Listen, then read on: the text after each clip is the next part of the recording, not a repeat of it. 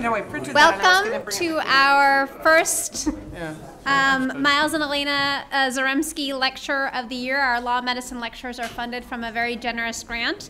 And we welcome you here to talk today about the Affordable Care Act. We have a panel of speakers. They will start by giving us some brief comments, and then we would like to spend the bulk of our time responding to questions from the audience. We do have this webcast, and so we will ask that you will speak to the microphone in your questions so that we can hear you both through the room and in the webcast. So going down here, starting our first speaker, Miles Zaremski, 1973 graduate of the law school and the principal at Zaremski Law Group in Chicago. Second is Trish DeCensi, 1987 graduate of our law school and currently the vice president and assistant general counsel at Medical Mutual. Two of our faculty members from across campus. Joe White is the Luxembourg Family Professor of Public Policy, Professor of Epidemiology and Biostatistics, and both the Chair of Political Science and the Director of the Center for Policy Studies here at Case Western. And J.B. Silvers is the John R. Mannix Medical Mutual of Ohio Professor of Healthcare Finance at the Weatherhead School of Management. They all have a great deal of expertise in thinking about different aspects of the Affordable Care Act, and we'll let Miles start us out. Thank you, Professor, and good afternoon to you all. It's quite a pleasure for me coming back here, particularly with respect to the Affordable Care Act that kicks in next Tuesday, at least the exchanges do. I wanted to kind of kick off everything because you all will be the inheritors of the new law and how it will kick in and affect each one of you. So hopefully, each and every one of you, if you have questions, I'm sure we'll either be able to answer them or direct you to a website. Professor Berg has handed out, at the table. In the table, when you came in, there's a list of different kinds of resources. There is a sheet that has some website resources for additional questions. A one-pager, and also a handout that I found yesterday doing some research that you should all have, and if you don't, it will be made available to you, and that is how the Affordable Care Act interacts with student health plans. I think I might have hit a nerve there. Anyways, let me just give you some philosophy, and it's more of a personal philosophy. I've been involved as one grain of sand in assisting in how this act came about back in, starting in 2008 when I was asked by grassroots organization Healthcare for America now asked for my assistance given my healthcare and healthcare law background and meeting in Washington and writing and lecturing and et cetera, et cetera. But I think the genesis for understanding the act, which as I said kicks in on Tuesday with the startup of the exchanges, and it's really critical that young people who are not insured sign up for them and do your own research. But back in the fall of 2008, when Barack Obama was running against John McCain, they were asked a question in Nashville, Tennessee, about what they thought of health care, and Barack Obama said it's a right. McCain said it's a privilege. And it's really evolved, and many more people have spoken on this concept that we look at health care as almost a basic human right, not in a constitutional sense, and we're not going to be talking about the Constitution today, but it's almost like a moral imperative that each American have health care and the ability to access and afford it. And health care for each one of you, each one of us, each American, whoever he or she is entitled to be healthy, to do what he or she you all want to do in your respective lives, your communities, your families, your work, even the country. So I think it's from that perspective, that philosophy, that we have seen federal legislation come about. It's not perfect. I even disagreed with some of my colleagues. I live in the Chicago area, but both in Illinois and in Washington, that I think the Affordable Care Act should have done more. But is better than what we've ever had. And I will make the prediction that in the not too distant future, I can't define that, but it's probably months or years, that what was enacted on March 23rd, 2010, passed the Supreme Court, will be viewed as favorable or with favor as Medicare was passed in 1965 and Social Security back decades before that. It's going to take a while, admittedly, and hopefully we'll provide some additional insights to each and every one of you. But I think that if you think about it, that what the Affordable Care Act provides, and it provides a slug of very positive things. We could spend an hour, or I could spend an hour just describing each one of them. You've heard some, like the pre-existing condition being covered to your age 26 on your parents' plan, certain preventive and wellness care without cost, et cetera. It just goes down and down and down the list. But now that this federal legislation is now taking real hold, and it's going to take real hold in less than a week with the startup of the exchanges. I know a number of states don't want to participate. I think 17 or more are doing it on their own. Some are doing it in partnership with the federal government, like we are in Illinois. Some are participating in the Medicare part of it, which the U.S. Supreme Court said is optional. So there's a number of things that need to be done, as is true with any major piece of federal legislation. But I think philosophically, and I'm not speaking for my co-panel members, but you have to look at what health care should be for every American, for each one of us in our country, and the Affordable Care Act takes a mighty step towards that goal. Thank you. Thanks again for having me as well. As Jessica mentioned, I am a lawyer for an insurance company, so I'm really popular. And you might expect that I would be on this panel to sort of rail against the Affordable Care Act, and you might be surprised to find out that that's not going to happen. Insurance companies actually, and we might be a little bit unique. Medical Mutual is a mutual insurance company, so we're not a stock company, a for-profit stock company. But we have really been, I guess, relatively neutral. I mean, there are lots of good things about this act. I don't think anyone can argue about that. And then there are some things that are problematic about it and can cause some unintended consequences. But I agree with Miles that when things settle down, assuming this law gets implemented, and it will probably work. But those of you who are the young people in this audience, you're all my new BFFs, and I want you to buy insurance. And I want you to buy insurance because I want you to think about the auto insurance market and what it would look like if you only had to buy auto insurance after you've already had an accident. It wouldn't work. And yet people who drive very safely and who never have an accident don't think twice about making sure they have car insurance.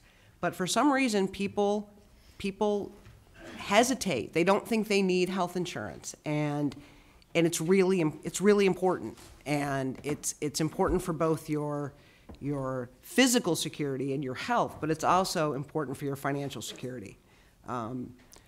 Unpaid medical bills are one of the highest causes of bankruptcy in the country.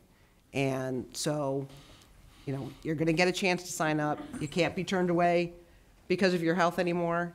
And as far as we're concerned, that's a good thing. But we need those healthy people in the market.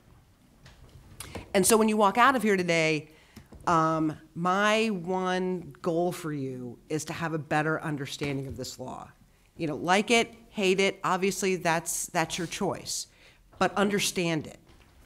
There was a poll that came out last week. Now this was reported by MSNBC, and it was a Wall Street Journal poll. So I figure between the two, it can't be all bad. 44% of Americans polled said that Obamacare was a bad idea. 31% said it was a good idea, and 52% said it was going to raise cost. Now, the same poll, 34% of people said they don't understand the law very well, and 35% said they had some understanding of the law. So that's virtually 70% of the people that were polled that really don't understand the law. Now, I want to put that together with a quote that was in yesterday's Wall Street Journal that just makes me crazy.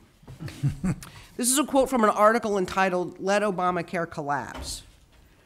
"The public's dislike of Obamacare isn't growing with every new poll for reasons of philosophical attachments to notions of liberty and choice. Fear of Obamacare is growing because a cascade of news suggests that Obamacare is an impending catastrophe." Don't get your opinion about the law from the news. Read about it, go to those sources that are cited, and get an understanding of the law, because what I have seen out there, and it's both from the right and the left, but particularly the ads that are on TV now that are mainly right now sort of the more right-wing ads are out there, they're incredibly misleading. You know, the woman that's on TV, who I'm offended, her name is Tricia, says that, Obamacare is particularly bad for cancer patients. No, not really. Not really. There's nothing in there about cancer, other than the fact that you can participate in clinical trials, so not really a bad thing. So ask a lot of questions and let us give you a better understanding of the law.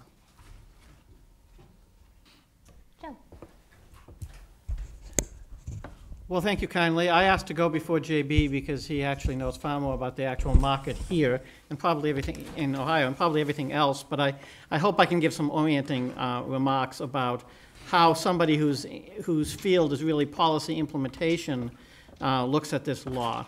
And the first thing I would like to say is that there's a lot of fake problems out there, and we need to distinguish fake problems from real problems. My two favorite fake problems are the ones claimed by employers and by healthcare industry people. The employers claim they have to cut benefits because of Obamacare. We even heard this in Case Western from the president of the university in early 2011. We were explained that our benefits were cut because of the Cadillac tax from Obamacare, which didn't go into effect until 2018. Now, I don't think she was lying. I think she was saying what her consultants told her to say. The consultants were lying. The second thing is the Cleveland Clinic has now announced large budget cuts and has said this is because of Obamacare, that they're going to have to lay off a bunch of people because of Obamacare. Now, first of all, Obamacare, so-called, was supposed to actually cut some payments under Medicare, although the Cleveland Clinic is extremely good at maximizing payments under Medicare in ways that look fraudulent to me, actually, but have been accepted by CMS. But secondly, this was supposed to be compensated by increases in insurance, which would increase the business through the exchanges and Medicaid. So Obamacare is not supposed to, in fact, reduce the income for organizations like the Cleveland Clinic. If it is reducing the income, that's because the compensating increase in payments from Medicaid doesn't appear likely to happen very soon in Ohio. And so if anybody should be blamed, it should be the Republicans in the House and Senate in Ohio, not Obamacare. Okay, but if you're going to lay people off and you don't want to admit some of the real reasons, then you blame Obamacare, because Obamacare is an all-purpose thing to blame these days. So what are the real flaws in Obamacare, in the ACA, which is a patchwork? It is a patchwork attempt to fix the particular parts of the insurance market which were totally screwed up, which was insurance for poor people who couldn't afford insurance at all through expanding Medicaid, and the individual and small group markets. And really isn't supposed to do anything about the rest of the system. And I would argue does nothing about costs. And if you want to see my position, for regular care, for regular insurance, and I have a piece in Public Administration Review right now about this, which I put copies of out on the table. So the flaws even in its own terms. Well, first, silver coverage, the 70% of the essential benefits, isn't very good. It is substantially less than most people have, although much better than a lot of people have in the current individual market. But people will get it and say, hey, I've got big deductibles and stuff, and they're not going to be very happy about that. It is supposed to compensate the insurance companies for having mandatory enrollment of those cancer victims who supposedly aren't helped by having an individual mandate, but the individual mandate is extremely weak in how it would be implemented.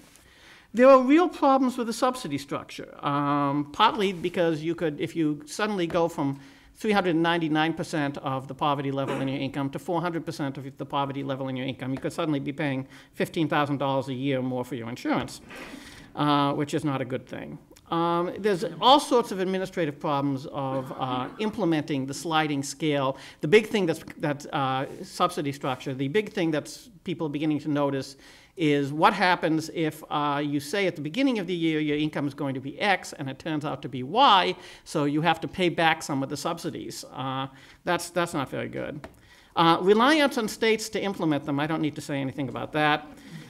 Failure to specify what the benefits would be, which leads to all sorts of bizarre aspects of, first, confusion, because you have a whole bunch of different so-called silver plans. Massachusetts finally reacted to that in its own design by specifying just a few silver plan designs and saying these are the only designs legal, because of Massachusetts' experience with that, but the rest of the country hasn't gone through that. A tremendous amount of wishful thinking on cost controls. Oh, well, what else is new? And then, of course, all the political risks to implementation, which include that the House wants to kill it. The Supreme Court already wounded it by saying states don't have to do the Medicaid expansion. And in fact, most states have not committed to doing the Medicaid part. There's a few states, and some really big states like Ohio, in place still. But it's not at all clear what's going to happen with Medicaid. In the long run, common sense would say if your taxpayers are paying a large amount of money to the federal government that is then being shipped out to other states to cover insurance in those other states for people who couldn't otherwise get insurance, your taxpayers, and particularly your hospital and medical industry, might be really upset and put pressure on your legislature to actually correct that inequity in the treatment of your own taxpayers. However, that hasn't happened yet in a large number of states. Then there's another big legal issue, which is if the exchanges have been set up by the federal government, are they actually legally allowed to do the subsidies? Which they were certainly supposed to be allowed to do the subsidies, but there's a drafting error. And it looks like, by the exact language of the law, that if the exchange isn't set up by your state government, then it can't actually implement the subsidies. Now, clearly, the federal exchanges are going to go ahead and implement the subsidies anyway, and the IRS is going to go along with that, but they're getting sued. And the legal status of this is indeterminate. The cases continue. And then the administration has been making all sorts of compromises along the way to weaken it and make it harder to implement. Of which the most important is the backing off on the employer penalty for not providing adequate insurance, based on the idea that the employers is a great burden for the employers to do the record keeping. Of that, I will only say, hey, they had 3 years to figure this out. And so I think that in general, there has been a pattern within the implementation of sort of backing off and stuff and sort of being weak on stuff, and that also makes it more likely that the end result will be less of an expansion of insurance with more hassles for consumers than was intended. Having said that, let's say it's only 25 million new people instead of 33 million new people. It's very clear that whether or not you have an insurance is an important aspect of whether you survive getting sick, strangely enough. Good would be done, at least for sick people, from whoever happens to get sick, which is most of us eventually, if we can actually expand insurance modestly, or substantially, but still modestly compared to other countries. Well, where Joe sees chaos and failure, I see design and promise. Because when I look at the ACA, and I've read it a couple times, and a good deal of the regulations, which I would, in this room, wouldn't be surprising for most of you, because I assume you do that too. I think it was reasonably well thought out in terms of solving the key problems that were addressed, the ones that we're supposed to deal with. The three problems, and I think there are three in ascending order of importance. One is fix the small group and individual market, as Joe mentioned. I took time out 10 years ago and ran a health insurance company, and I can tell you firsthand the small group and individual markets are a disaster. They don't work at all. They're terrible. The transaction costs are horrible. The experience rating means that people that need insurance can't get it. It does everything that you're not supposed to do in insurance. It's wrong. It's just a failure. So can you correct that? Not the rest of the world. And there are a few things that we want to make insurance companies stop doing, like pre-existing conditions and some other things like that. They're pretty much no-brainers, but they cost. So fix the insurance market, particularly small group and individual. Second is to expand Medicaid to that next group of people that we have not thought worthy. And particularly, it's important to note the working poor, because if you're going to be above up to 138% income of the poverty level, that means you have income, which means you have a job. So what we are doing is expanding Medicaid to people that otherwise wouldn't afford insurance, but in fact are working. So the second is to expand the Medicaid. The third is much more ambitious and ambiguous, and that is to change the way people make decisions in healthcare. And this is a much softer issue, but in the long run is the single question. And so Joe's concern and criticism of this is entirely appropriate. We don't have time to get into that too much now, but I think there are many things in the bill, both directly, ACOs, accountable care organizations, new information on comparative effectiveness, all sorts of things that will affect that. But the most important thing that will affect it is creating a competitive environment. We have basically made a political decision to let the market solve our problems for us, not to let the government solve the problem. So people that say this is a government takeover are just so ill-informed, they don't understand what's going on. This is a market-based program. So we've created a lot more competition at the insurance company level, which is quickly translating to competition for consumers, individuals, which is translating to competition at the provider level for those consumers in a way we've never had before. That's why you're seeing random motion in the provider community, because they really don't know how to do this. They've never had to deal with that kind of a market before, so they're really worried about that. And I think we'll find that to be very interesting. I was thinking about how do you put your hands around this? Well, since I'm a professor, I'll give them a grade. I would probably give them, contrary to what Joe said, I would probably give them an A- on fixing the insurance market. It's pretty good, and I'll give you some details in a minute. On Medicaid, it's pretty clearly dismal, but it depends on which state you're in. You know, Ohio right now is D, maybe. You know, some other people have done it fairly well. Changing the decision is an incomplete. That's one that's going to take at least 5 or 10 years before we know how well it's going to work. But I think it holds out some promise. Now, the insurance market, how do you fix the insurance market? Well, this is where you really need to have details on exactly what's going to happen, which we do not have. So I don't put any faith at all in the polls that we've seen so far. That's like the polls that say, would you vote for the Bill of Rights? And it fails, okay? Really? No, that doesn't mean anything. So what do you have to know? You have to know how the insurance companies are going to set the rates for those plans, how the subsidies actually work, and what the net cost is. And when you work that through, it's surprising, and I think very positive. I would advocate for each one of you go to Kaiser Family Foundation, kff.org, and go to their calculator. It's been up for months. And it will tell exactly what your net cost will be. And ultimately next week, you'll be able to do it for real and find out what your net cost is. Let me give you a little insight into what that looks like. It's based on a key assumption in the law, written right in there, as to what affordable means. People never talk about what affordable in the Affordable Care Act is.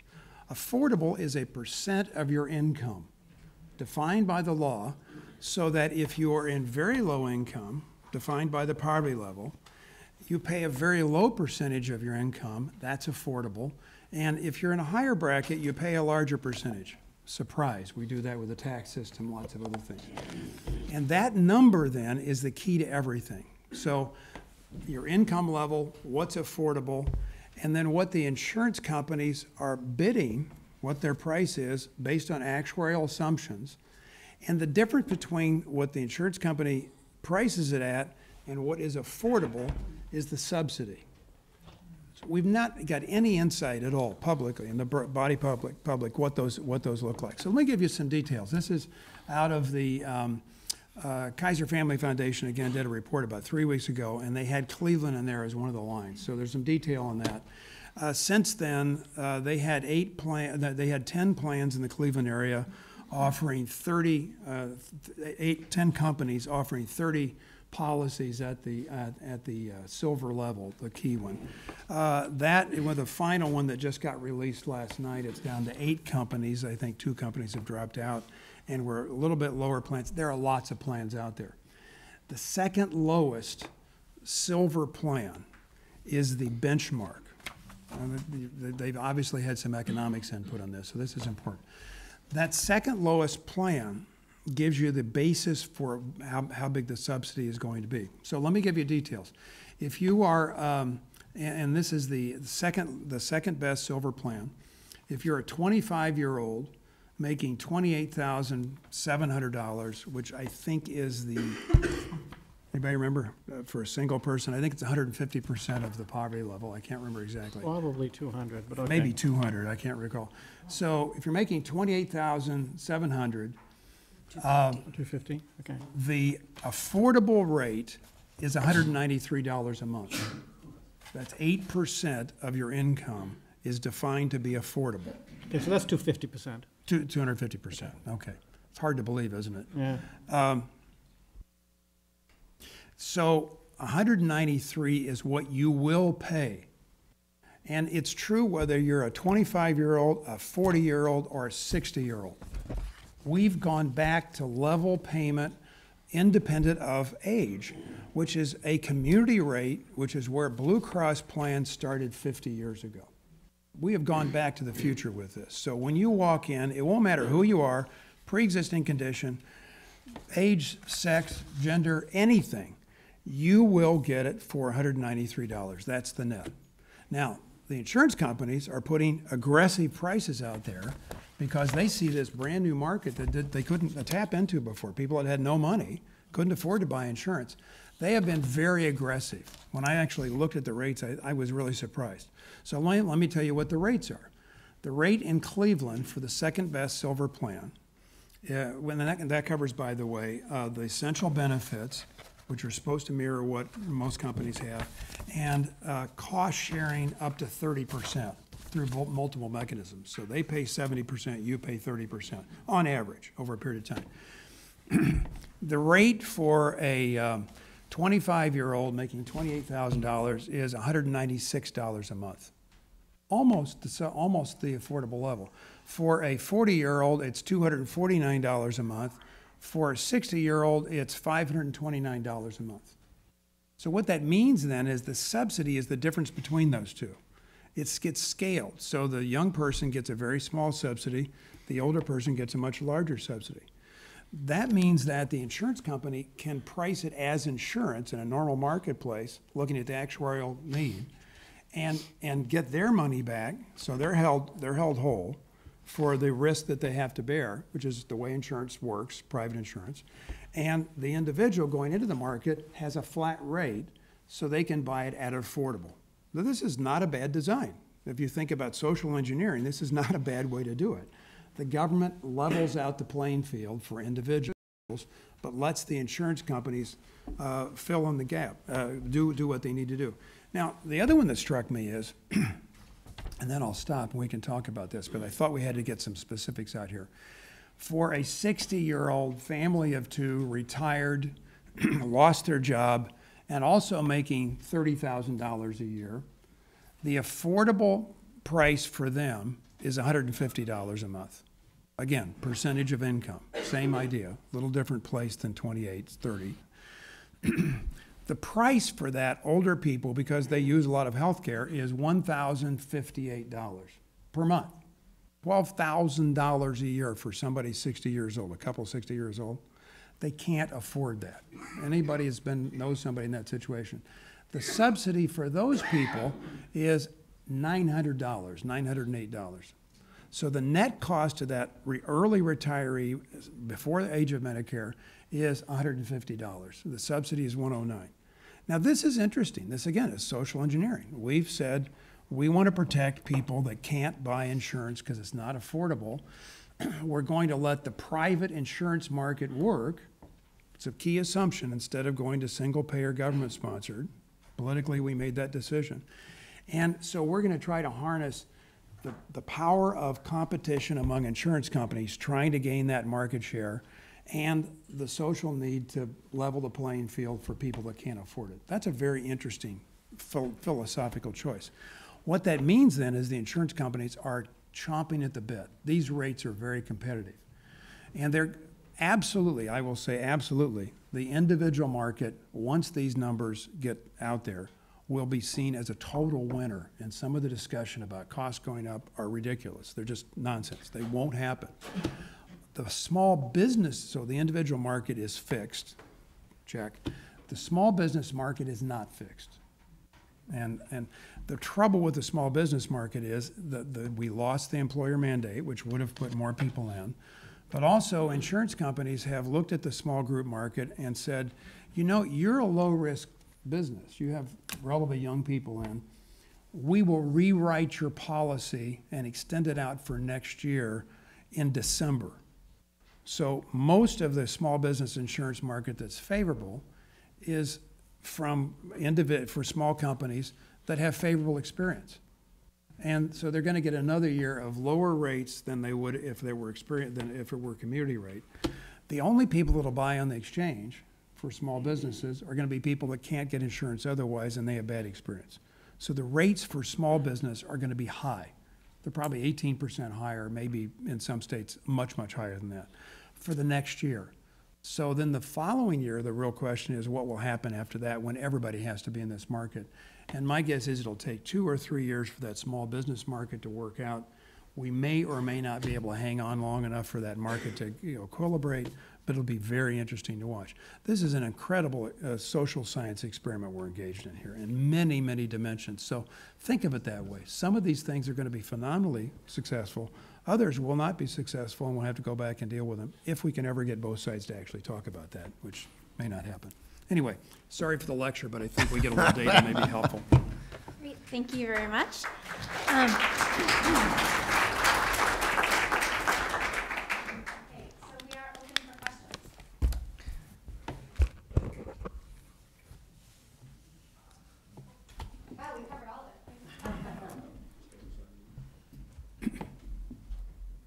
So what would a fix for the small business market that you just described, what would that look like? I mean, you said check for the, but not for small businesses. I'd be very interested in what in your opinion, would a fix look like for that problem you just finished describing? That's a really good question, and I don't have a really good answer for it. I think a little time, first of all. It will take time for this to work out. The trouble, an insurance company can only price their policies based on their experience, what they know about that population. This is a population they don't know anything about. And these people haven't been insured. That's their trouble. So actuaries, one of my slides I use now is a picture of Chicken Little. And it says, a little known fact is Chicken Little was an actuary. Okay. So you're going to assume everything bad. So this is like Lake Wobegon in reverse. Every possibly bad thing, we will assume it's in there when we set our prices. Well, you can't correct that until you have enough experience to know what really is going on. So it'll take, and you have to set the rates pretty early in the year, May or so. So you don't have enough experience to actually do a good job. It'll take 2 years until we have enough experience so insurance companies know how to price that. And then the question will be, is there enough business there that they will be aggressive about doing that? The other thing I forgot to mention is experience rating goes away for small businesses. This is a huge factor. So whether you buy a policy on the small business exchange or off the small business exchange, you get to buy it for the same rate. That is a landmark change in the small business. That alone will make a big difference in the small business market and help a lot of people. Businesses that employ 25-year-old people that have computer eye strain and skateboard accidents, they're not going to be happy because their rates are clearly going to go up. People that employ normal people like me, you know, whose healthcare cost goes up, they're going to be really happy because then they're going to be more competitive in the jobs market, in the market, and for their goods and services. So, a time, I think, is the big answer in that. Ultimately, I think there's a real possibility the individual market will look good enough that we'll collectively decide we're going to move everybody in the individual market, and effectively it'll be like car insurance then. The other thing you got to keep in mind about the small group market is that the small group market has been a guaranteed issue market since 1997, when HIPAA passed. HIPAA made insurance for businesses between 2 and 50 guaranteed issue, and then Ohio has had some rate control, premium rate control for. So yeah, so if a small business comes to us, we can't decline to insure it. Back in the early 90s and 80s, we could turn a group down if it posed too much risk. And so in some sense, the small group market actually it's not in that bad of shape because, again, you've got some premium control. Now, the rates can vary quite a bit for a low-risk group to a high-risk group because it's plus or minus 40% from a midpoint. But yes, community rating is a fundamental change. But the purchasing of insurance for small groups, there's not that much that's, at this point, again, because there is another aspect of the law that was delayed for a year, and that's what's called the employee choice. But the purchase of insurance for a small group isn't that much different on the exchange versus off the exchange. In 2015, a small group, rather than just saying a small group, I'm going to buy medical mutual insurance and all you employees get what I buy. Small groups are going to be able to say, all right, I'm going to buy a silver plan on the shop exchange. And you employees can go out and pick from whatever carriers are offering products on that shop exchange. So, Medical Mutual, Anthem, Aetna, you guys can go pick that silver plan. So instead of having a company with one carrier, it'll be an individual purchase decision. That will be a fundamental change in the small group market.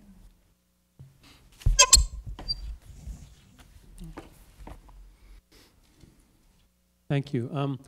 There was an article I read earlier this week, I think, in the Times or the Wall Street Journal, that was discussing problems some people had with the New Hampshire plan, where 10 out of the 26 hospitals in the state were not covered under the plan that was offered through the exchange. I think possibly that was only because one company was writing plans through the exchange.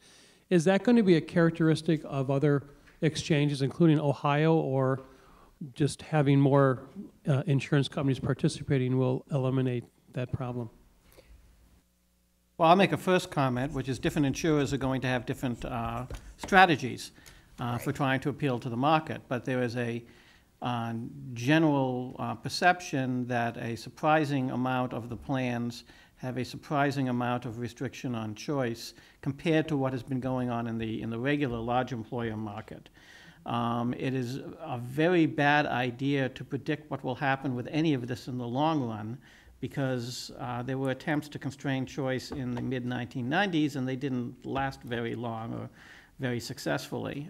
But there does appear to be a pattern of some of that going on and more of that than expected. And if you think that the insurers are going to try to compete on price somewhat in order to get as close as possible to being the second least expensive silver plan, what can they do about price? They can try to have more restrictive networks and use the threat to remove people from suppliers from the network to drive down the costs that they contract, the payment rates they contract with other suppliers, and leave out high-priced suppliers. I'd be very interested to know in New Hampshire if that plan includes Dartmouth.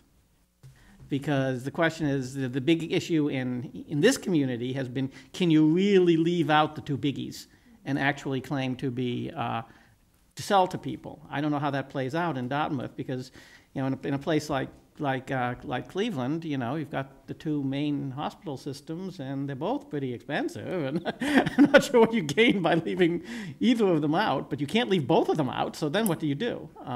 But these two people know much more about the market. Yeah, and narrow networks sort of the industry term of a narrow network. We have not done that on the exchange at this point. It's certainly something we've looked at. One of the ways to control premium cost is it's all driven not just by risk, but by what that carrier pays providers. And if you can negotiate a lower deal with a provider, then you can lower your premium, and then you can attract more people. So if you could go to a particular provider network and say, all right, here's the deal. You'll be the only game in town. I will drive more people to you through my narrow network, but you've got to give me a lower price. That's one of the ways carriers have been able to be aggressive in the pricing out on the exchange. And yes, there are carriers with narrow networks on Ohio's individual exchange. And whether that's good or bad it really depends largely on who those providers are and if they include your doctors in the network. And it just adds another level of complexity when you're shopping. You've got to know whether the doctor that you know and trust is in somebody's network, and whether you're going to be able to go where you want to go. The good thing is there are 30 different plans out there and 10 different carriers, so you're likely to be able to find somebody that's got a network that you're comfortable with. Let me supplement that in the sense that this is an educational process for everybody, and you all certainly, in the sense of looking up some of these websites, like the ones that are on the sheet. Healthcare.gov is another good one where you can find all sorts of questions and answers. But I think you've got to go into this with the idea that, and I'm repeating something that one of the panelists have said, that what you're necessarily reading in the media, print or on one of the cable channels, is not necessarily so, particularly if it comes from those that oppose the Affordable Care Act or oppose the politicians who support it, et cetera. This discussion is not from the political angle, but it is integrally intertwined, if you will, with the substance of a new era upon us. And so for those of you to hear, read, or observe, well, the Affordable Care Act is the worst thing that's ever upon us, is not true. It's not so, but you've got to prove that and show that to yourselves. I can tell you from my own experience in working with the legislation for 4 years, is an extreme improvement over what we've all had, particularly those of us that perhaps are older than the majority in the crowd. But that's what each of you have to think about as you're deciding. And again, we're talking about the uninsured market. If you're insured through an employer, that's entirely different. Obviously, if you're on a Medicare and you're older than 65 and older, that's something different. But it's really critically important to find out the facts yourself, as opposed to listening to others who will either say it's really, really bad, and we should strike it, as we're hearing this very week, this very day, or stop the government to fund Obamacare, because there's a political element to it. And they want to win politically, not necessarily what's good for every American. Let me just add one more thing, because I think this is a key issue. How does the market work?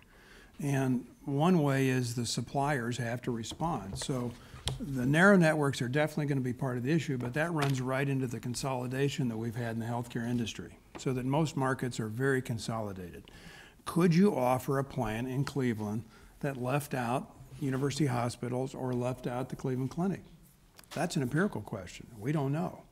But we do have one interesting test, and I'll put a minor little plug in here. In one of my other non-day job activities, I'm on the board at Metro Health, and Metro has a contract with a county, since it's a county hospital, administered by Medical Mutual, that in fact is targeted. It's a narrow network where they can go only to Metro and some friends and family, but not to the rest of the world. Those numbers are coming in so incredibly good that the county people are beside themselves with joy. It's a great plan. I mean, they're not just single digit, they're double digit and big double digit numbers that are less than what a broad network would give you. Now, you know, is that enough to really change the Cleveland market? I don't know. But there's a second one because high deductible health plans, in Ohio, we have almost 10% of the employees in Ohio are now in a high deductible health plan. Most of these network plans are high deductible. Most of the ones on the exchange are high deductible. That means you're going to be spending your own money for much of the care. That means that when you go to a doctor or a hospital and you're paying twice as much as you could if you went someplace else, you're going to start seeking out the minute clinics. And how many people have been to Minute Clinic for something? Oh, come on, more of you than that. I mean, I have, for Pete's sake. I tried, but they weren't open. You're going to find more shopping behavior at the consumer level. So you got both layers. The insurance companies are going to be more aggressive with their providers, and consumers are going to be more aggressive. Now, is this enough to change the market? I don't know, but it'll be interesting to watch. I have a hypothetical question. If we had a real democracy and two parties had come together to hammer out the best legislation in this area, how would this bill be different in some major way? Well, this is a matter of opinion about what would constitute a centrist solution. If you were to, you know, as was said many times, this legislation is very similar to what Governor Romney signed in Massachusetts. It is based on ideas that were promoted by the Heritage Foundation during the Clinton era. It is about Who's the Heritage Foundation? A highly right-wing think tank. It is an extreme effort to rely on markets and on individual choice and achieve some of the coverage that is achieved in other countries while trying very hard not to look like you're using the methods they use. So the position of most Democrats would be, this is it. I mean, it's hard to, it'd be very hard to go further to the right and actually cover anybody.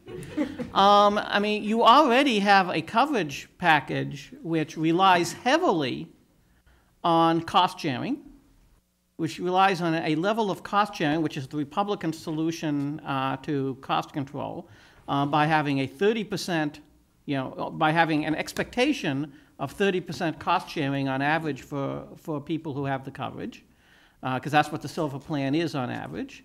I mean, it's about as far to the right as you could go, and have a prayer of actually accomplishing much of what the goals at least the Democrats had.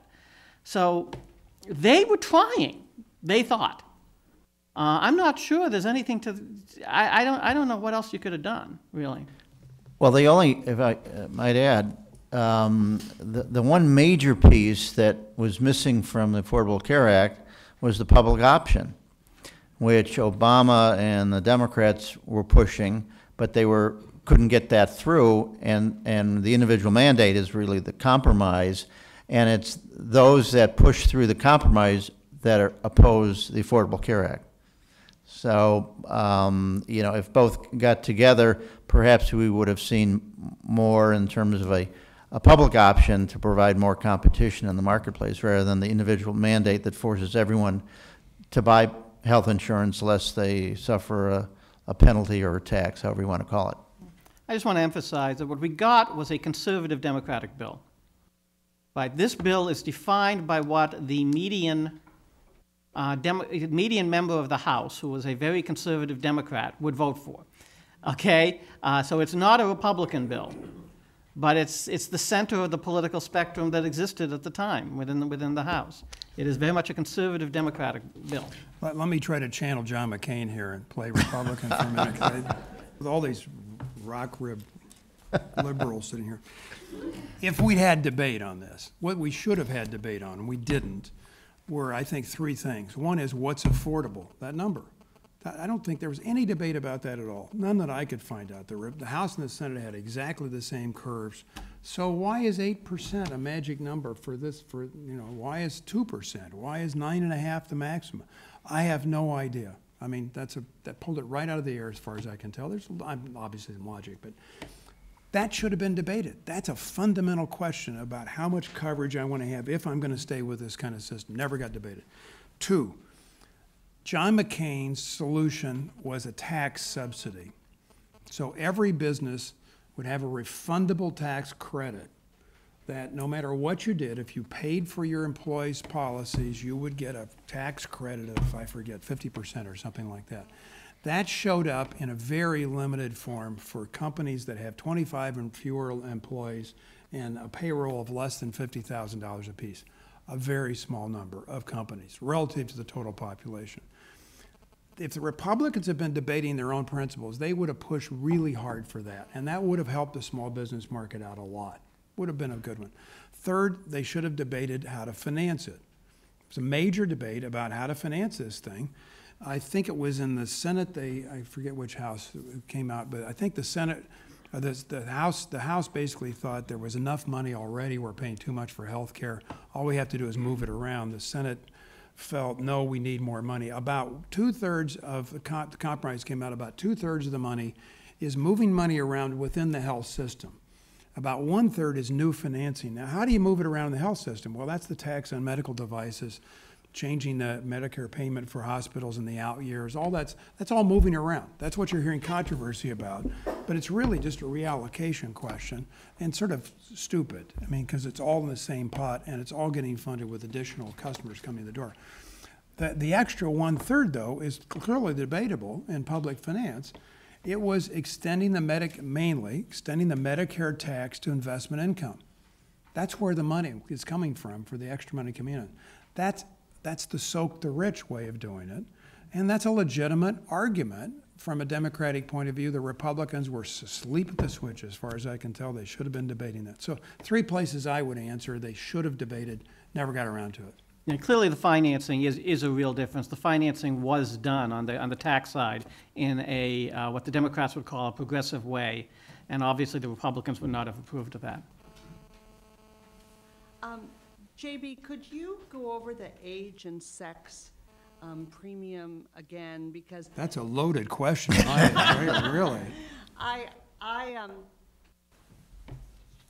I thought I heard you say that it would be community rating and that the premiums will not differ depending on age and sex. As long as the income's the same. It's based on percentage of income. So am I understanding correctly that if you get a subsidy, you won't pay any more? Yeah, this is all based on the subsidy. Okay, Yeah. but so if you have your 60-year-olds who aren't yet ready for Medicare, they will, in fact, and they don't qualify for a subsidy, they will pay much more because of age and sex rate premiums. No, not if they have the same income. That's but if their income is too high to qualify for a subsidy. That's so different. right, so there's 2 different dimensions here. Yeah, they'll pay more. Talk about Right. this a little The insurance companies can charge up to 3 times as much for the oldest person that they charge for as for the youngest person that they charge for. They can rate, okay, that's for their stated premiums. Now, however, that interacts with the subsidy structure. So that if you are affected by the subsidy structure, your premium is limited to what the subsidy structure allows it to be. So if your income is above 400% of the poverty level, you're not helped by the subsidy structure, and the age rating kicks in. There's no sex rating, no gender rating, okay?